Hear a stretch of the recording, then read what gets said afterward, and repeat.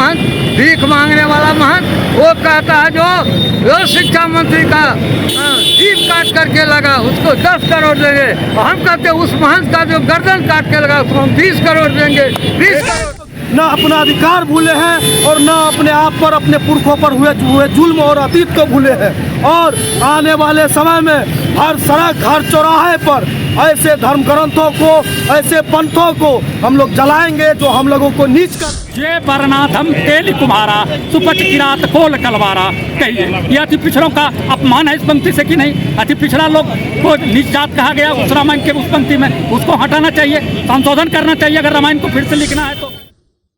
बिहार के शिक्षा मंत्री मधेपुरा सदर से राजद विधायक प्रोफेसर चंद्रशेखर के द्वारा रामचरितमानस की पंक्ति को लेकर दिए गए बयान की सियासी उठापटक के बीच जगह जगह प्रदर्शन और समर्थन लगातार जारी है। इस कड़ी में मधेपुरा में भी भारी संख्या में सड़क पर उतरकर लोगों ने शिक्षा मंत्री प्रोफेसर चंद्रशेखर के समर्थन में आक्रोश मार्च निकालकर मनुस्मृति व प्रधानमंत्री नरेंद्र मोदी का पुतला दहन किया। भारी संख्या में सड़क पर उतरे महागठबंधन के कार्यकर्ता व उनके समर्थकों ने प्रधानमंत्री नरेंद्र मोदी के खिलाफ जमकर नारेबाजी किया। आक्रोश मार्च शहर के विभिन्न मुख्य मार्गों से नारेबाजी करते हुए कर्पूरी चौक पहुंचा, जहां कौन सभा में तब्दील हो गया। इस सभा को संबोधित करते हुए शिक्षा मंत्री प्रोफेसर चंद्रशेखर के चाचा वर्तमान भेलवा पंचायत के मुखिया परमेश्वरी यादव ने कहा कि शिक्षा मंत्री प्रोफेसर चंद्रशेखर खुद राम और कृष्ण के भक्त हैं, भगवती के उपासक है, बिना स्नान पूजा किए वो भोजन तक ग्रहण नहीं करते हैं। उनके द्वारा रामचरितमानस या हिंदू धर्म का अपमान नहीं किया गया है, बल्कि उन्होंने रामचरितमानस में मनुवादियों के द्वारा बहुजनों के लिए जो पंक्ति घुसाई गई है उनका उन्होंने विरोध जताया है। उसको लेकर उन्होंने केंद्रित करते हुए कहा है कि यह सही नहीं है, इससे समाज में द्वेष फैलता है जो कि सत्य है। उन्होंने इस बात का जिक्र किया है कि रामचरितमानस में जो लिखा गया है, नीची जाति के लोग शिक्षा ग्रहण करने के बाद जहरीले हो जाते हैं, जैसे सांप दूध पीने के बाद जहरीले हो जाते हैं। इस पंक्ति का उन्होंने विरोध जताया है और इस पंक्ति का हम लोग भी विरोध जताते हैं। उन्होंने शिक्षा मंत्री प्रोफेसर चंद्रशेखर के जीभ काटने वाले को 10 करोड़ के इनाम की घोषणा करने वाले अयोध्या के साधु पर निशाना साधते हुए कहा कि भीख मांगने वाला उस साधु का गर्दन जो काट कर लाएगा उसे हम 20 करोड़ का इनाम देंगे। शिक्षा मंत्री के द्वारा जिस प्रकार से रामचरितमानस की सच्चाई को बेनकाब करते हुए उन्होंने बयान दिया है, उसके बाद से जिस प्रकार से मनुवादियों द्वारा लगातार शिक्षा मंत्री पर हमले किए जा रहे हैं, उसके खिलाफ में आज हम लोगों ने मधेपुरा में मनुस्मृति जला करके ऐसे लोगों को साफ चेतावनी देने का काम किया है। हम आज यहाँ से साफ चेतावनी दे देना चाहते हैं इस मिट्टी से कि मनुवादियों की जो मनमानी है, जो दादागिरी है, वो नहीं चलेगी। हमारे पुरखों ने आज जो शिक्षा मंत्री कह रहे हैं यह कोई नई बात नहीं है। हमारे पुरखों ने फूले, अम्बेडकर, पेरियार, जगदेव कुशवाहा ने इस बात को साफ कहा था कि हिंदू धर्म के जो तमाम ग्रंथ हैं वह एक पूंजी है इस देश के बहुसंख्यक, बहुजन और गरीब लोगों को गुलाम बना करके रखने के लिए। और हम लोग इस सच्चाई को आज बेनकाब कर रहे हैं और उनको साफ बता देना चाहते हैं कि हम लोग न अपना अधिकार भूले हैं और न अपने आप पर, अपने पुरखों पर हुए जुल्म और अतीत को भूले हैं। और आने वाले समय में हर सड़क, हर चौराहे पर ऐसे धर्म ग्रंथों को, ऐसे पंथों को हम लोग जलाएंगे जो हम लोगों को नीच कहती है, हम लोगों को गाली देती है। क्या नाम हुआ? शांत यादव, जिलाध्यक्ष मधेपुरा। हमारे लोकप्रिय शिक्षा मंत्री पर बहुत ही असंसदीय शब्दों का प्रयोग किया और रामायण के प्रति जो उनके ऊपर आरोप लगाया।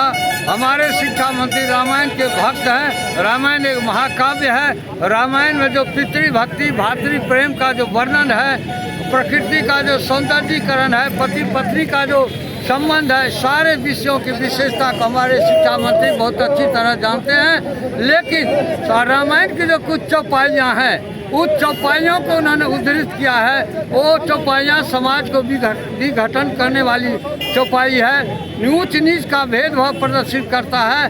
और आज जो मनुस्मृति की बात उन्होंने कही, मनुस्मृति में हमारे पूर्वजों को अगर वेद पढ़ता तो उनके जिह्वा काट दिया जाता था, अगर वेद पढ़ते तो उनके कानों में रांगा सुनते थे, रांगा डाल दिया जाता और उसके गले में घंटी बांधी जाती थी, रास्ते पर थूकने पे कमर में झाड़ू लटकाया जाता था।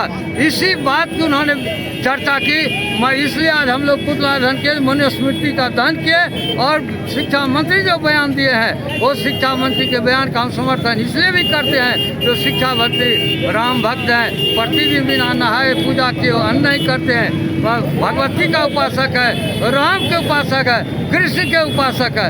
अयोध्या के एक महंत भीख मांगने वाला महंत वो कहता है जो शिक्षा मंत्री का जीभ काट करके लगा उसको 10 करोड़ देंगे, और हम कहते हैं उस महंत का जो गर्दन काट के लगा उसको हम 20 करोड़ देंगे, 20 करोड़ देंगे, 20 करोड़ देंगे। क्या नाम हुआ सर? मेरा नाम परमेश सिंह यादव, मुखिया ग्राम पंचायत भेलवा।